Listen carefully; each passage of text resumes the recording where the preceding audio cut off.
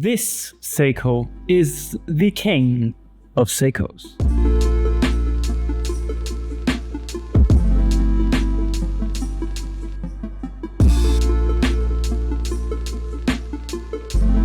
Today I have the pleasure of reviewing a watch that I have eyed with for quite some time.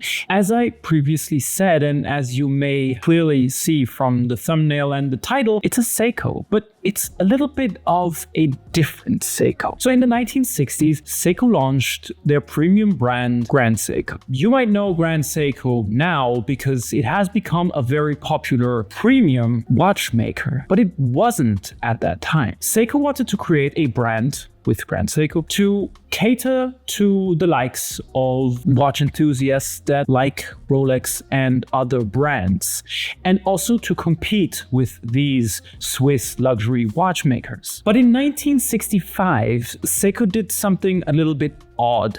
Instead of adding a model into their premium brand Grand Seiko, they created King Seiko, a premium model line within the Seiko brand. I think they wanted to bridge the gap between Grand Seiko and create something in the middle, and this is what you see happening right now. So let's fast forward to today. We see the King Seiko line as an addition to Seiko, a more premium, more refined Seiko with a little bit more of what you would expect for a premium watch, and a little bit less compared to Grand Seiko. Pretty bold move by Seiko. For all of you that don't know Seiko, Seiko is one of the biggest watch manufacturers on earth. They do a lot themselves. They don't rely heavily on suppliers, even for their bracelets or their straps or their small parts of the movement, and even the hairspring is something they make themselves. And this is incredible because if you think about it, adding the King Seiko line as a gap between Grand Seiko and Seiko, and having Grand Seiko sit on the top, which is now a separate entity, it's a very bold move by Seiko. We had the history lesson. Let's talk about the watch itself. So the watch that I have here with me is the reference number SJE089J1.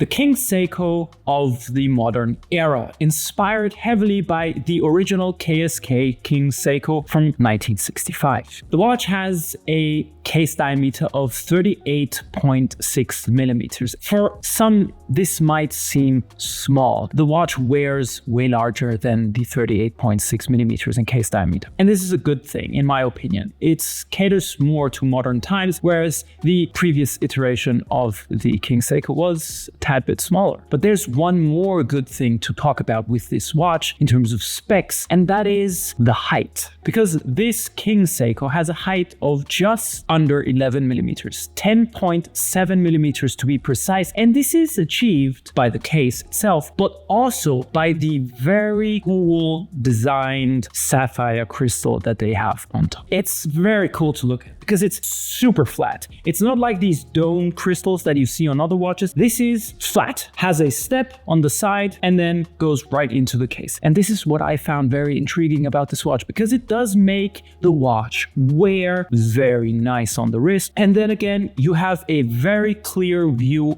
onto the dial. With its silver color, it is very nicely done, very precise. You have a very nice contrast with the indices and the hands, so legibility is well done, in my opinion. We have a date window at 3 o'clock, which is perfectly fine and works well with this watch. The indices at 12 o'clock are doubled compared to the other indices, and they have a slight texture on it. And this again is this little attention to detail that comes from Seiko. With the texture, it creates a better presence for the 12 o'clock. The hands are polished, are Dauphine hands. They look razor sharp. This is what I love about Grand Seiko and Seiko, these razor sharp Dauphine hands. I wish other manufacturers would do that as well. And we have a water resistance of 50 meters, which is perfectly fine. Obviously 100 meters would have been very nice, but it's fine.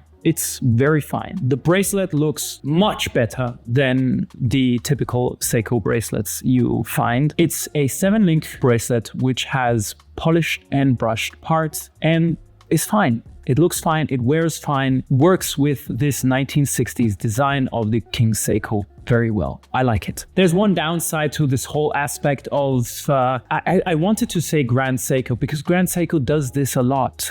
Odd lug widths. You don't find them that much within Seiko. But this King Seiko has a lug width of 19 millimeters, which it's not my favorite. 20 millimeters would have been great, or even 18. Not a lot of people would have noticed, actually. Nevertheless, we have 19. So what can we do with this? Yes, you can take off the bracelet and you can put a strap on it. For example, I've been wearing this watch on the black Saffiano Gifone watch strap. I'll have a link down below. And it works very well. It looks nice. It works perfectly fine. But if you want to spice it up a little bit, why not put it on a taupe leather strap? Like the Bologna, for example. There's more that you can do with this watch. I just wanted to show two different kinds of straps that you could use for this watch because, again, with Seiko, you can play around. You can wear this watch on its metal bracelet if you want, and then you can switch it out for a leather strap or even get a bit funky and put on a rubber strap. One more thing that I'd like to mention, the watch is automatic and has a power reserve of 45